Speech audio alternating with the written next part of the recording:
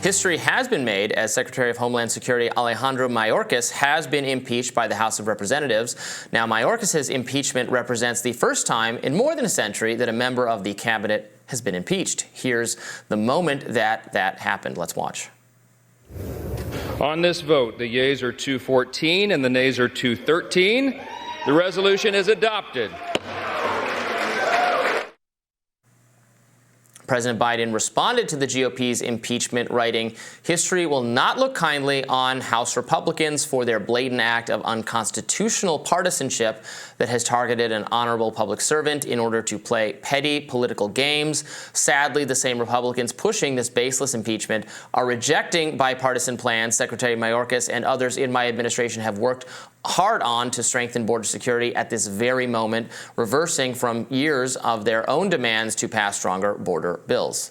Meanwhile, fallout over the scuttled border bill and GOP concerns over foreign funding continues as a spat between Senator John Cornyn and Attorney General Ken Paxton played out online. Responding to a criticism of Cornyn about his vote to send funding to Ukraine, Israel, and Taiwan, Paxton wrote, "This is a question all Texans should be asking. Unbelievable that John Cornyn would stay up all night to defend other countries' borders, but not America." To which he responded, "Ken, your criminal defense lawyers are calling to suggest you spend less time pushing Russian propaganda and more time defending longstanding felony charges against you in Houston, as well as ongoing federal grand jury proceedings in San Antonio that will probably result in further criminal charges." Some Republican on Republican violence.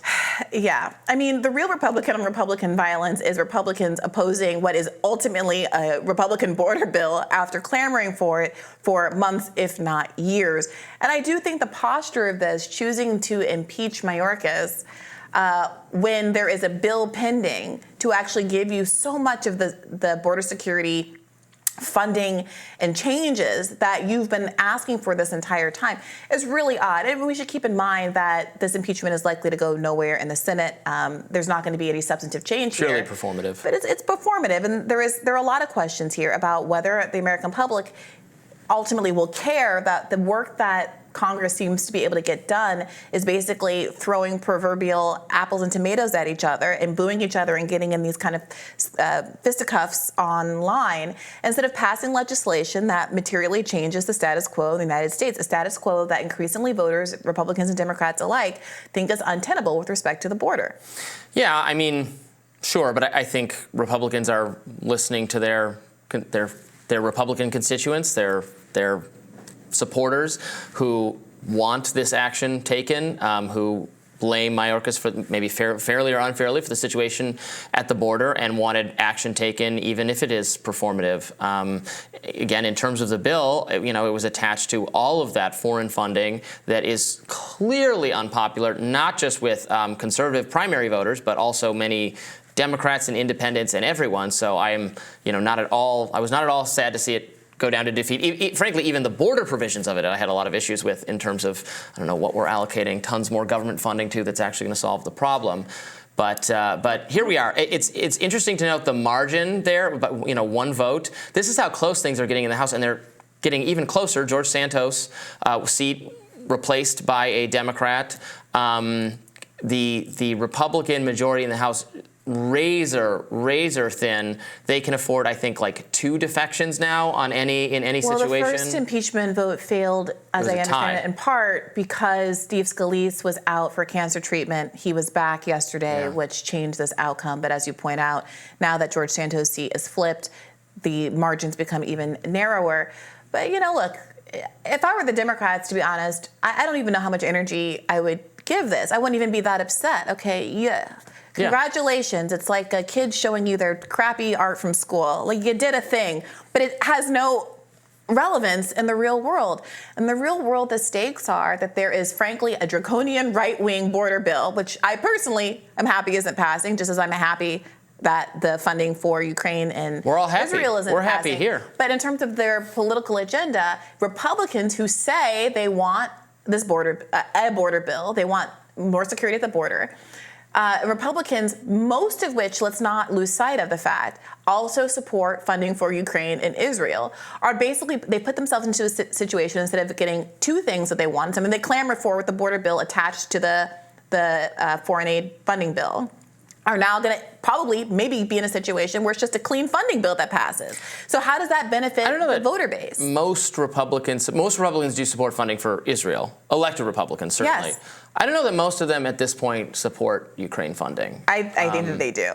I mean, the leadership, Mitch McConnell does. Yes, I think we overly look. I'm not trying to discredit anybody or take points away from anybody, but the Freedom Caucus is a minority caucus. It is not representing the interests of broader Republicans, and even Republicans who will say out loud because they know their political reality that they don't support funding to Ukraine. People like Ron DeSantis, quite obviously, in a world where they weren't getting pressured by the Freedom Caucus because they're in the middle of running a presidential election, would not feel that way. The Republican political figures maybe in their heart deep internally would like to fund Ukraine, but if their actual voters don't want it and prevent them from doing so, I count that as a win. Most Republicans aren't as exposed as most Ron Republicans DeSantis in the Senate was it passed, the funding bill passed with with 63, which was almost all Democrats, and then some Republicans, but it would have been more Republicans voting against it than voting for it. Also, if you want something to pass and it's going to pass without you, you don't have to vote for it. This is what the whole point of the rotating villain theory is.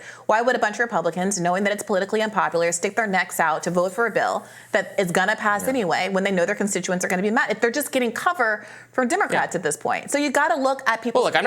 I'm not trying to overly praise the Republican Party for being non-interventionist. It has violated this policy, as have the Democrats time and time again, and it is only the voters of the country, the actual people, not political elites, not political people at all, who manage to exert any pressure on either party to not send more of our tax dollars overseas. So, but that's a good pressure that I think the Republican Party is listening to more than it has historically in the last 25 years, not across the board, not on Israel, you're right. But, look at what happened when we interviewed Vivek Ramaswamy and asked him questions about, would you actually change the flow of aid to Israel? Yeah. Like what? Yeah, I know. On Israel, there hasn't been much movement. And Donald Trump, we've spoken about this a lot in the last couple of weeks.